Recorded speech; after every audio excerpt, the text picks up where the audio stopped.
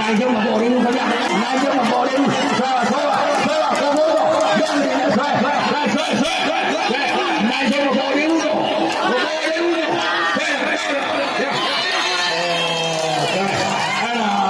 ညာပါပဲခင်ဗျာဘယ်သူမှပါမလိုက်ဘူးအကုန်လုံးအဆွဲကိုင်းတာအမျိုးသားရောအမျိုးသမီးရောခုတော့ဘာတတ်နိုင်လဲတော့ဟုတ်ပါဗျာအမျိုးသမီးတွေကနိုင်ပါတယ်တကယ်ဒီနေ့ကတော့